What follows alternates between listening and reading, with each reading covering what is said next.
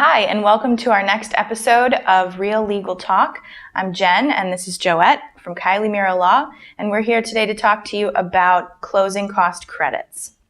Now, there's three main ways to obtain a closing cost credit through your home transaction. The first way is through a contract with your initial offer, which you'll negotiate with your realtor.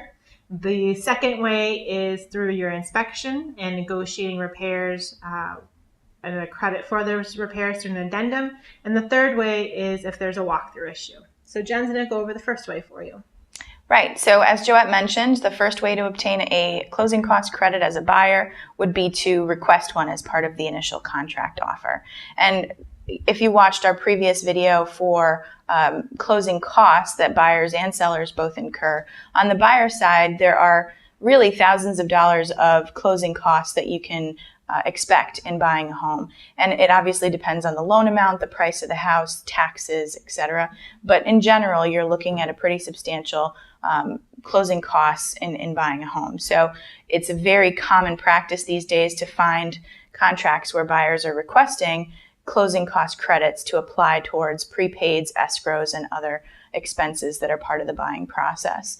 So what you would see in a contract, sometimes if a seller requires a certain net amount, that would result in an increased purchase price with money back towards closing cost credits for the buyer, and things of that nature.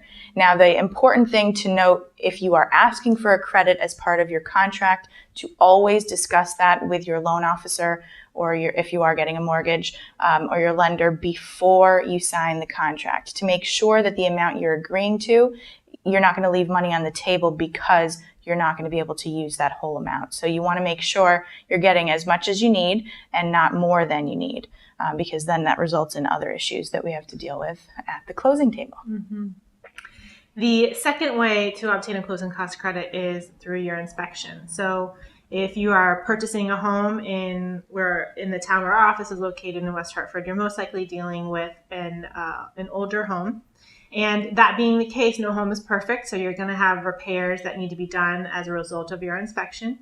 And you can request that the seller do those repairs for you prior to closing and provide you with receipts, or you can ask them to give you a credit in lieu of making the repairs, and you can use that credit towards your closing costs, therefore leaving you the money to do the repair yourself after the closing. Now, that being the case, no lender wants to see that a home needs repair. So if you're a realtor watching our video, please make sure to do an addendum to the contract that states that any monies being credited to the buyer from the seller are being used for closing costs, prepaid, and escrow items, as opposed to a repair credit, which is not typically allowed by lenders.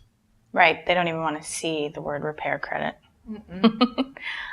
And for you realtors out there, don't forget that there's some different ways to phrase these credits on the contract or on an addendum after inspections. The term up to, so if you're saying the seller shall give $5,000 credit to a buyer towards closing costs and prepaids, if you say up to $5,000, then anything that isn't usable based on a buyer's lender is going to be lost. So the buyer would not be able to use the full $5,000 if the lender said they can only use $3,000.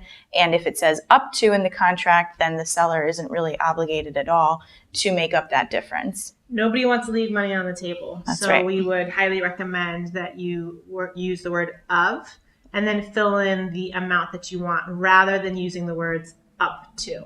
Right. So a closing cost of $5,000 as opposed to a closing cost up to $5,000. Exactly. Now, the third way that you can obtain a closing cost credit would be as a result of walk-through issues. And obviously that's not anything we like to hear, but it does happen a lot, and we usually are the ones that have to hear about it in the end, along with our real estate agents. But so you conduct a walkthrough just before closing as a buyer, and you go in and you find that either the seller hasn't completed all of the inspection repairs or something wasn't done correctly. Or they took what they were supposed to leave. Right. Chandeliers. Snowblowers. Toilet seat covers. Toilet seats. Microwaves. Yes, all kinds of interesting things that we hear about. Patio furniture. Right. So things that are on your inclusion-exclusion list, if it's included, you should be checking that they're there. If they're excluded and they're left behind, like 5,000-pound safes in the basement. Pianos. Extra paint. Oh, nobody wants your paint. No. Mm-mm. Nobody wants your tiles. Rotten firewood outside. Yeah. Make sure you mow the lawn. This has become a different kind of video. But really, nobody wants your extra stuff.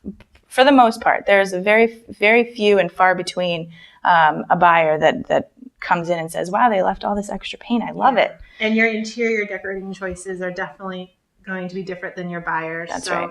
Your home might be beautiful, but your buyer probably won't like it. Right. So our suggestion would be make sure that you're taking everything as a seller. You're leaving the house completely empty of anything personal to your house or that you bought and had there, etc.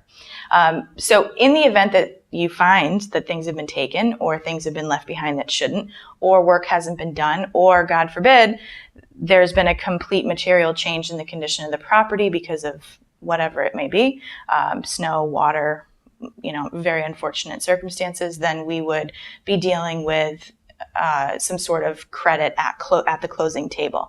Keep in mind that especially when you have a loan as a buyer, you're not going to be able to get that money cash at closing unless it's going to cause major delays and changes informing the lender of the condition, which nobody prefers to do. So oftentimes what we find is either the seller is agreeing, if the seller agrees, to pay a third party directly to make these repairs, which would likely happen post-closing, or putting money in escrow. And then we arrange for the repairs to be made with the assistance of the buyer, since they now would own the home, and getting those repairs made post-closing. So those are the three main ways that you obtain a credit through your home purchase transaction. Be sure to check out our other videos. I'm Joette. And I'm Jen. Thanks for joining us. Bye-bye.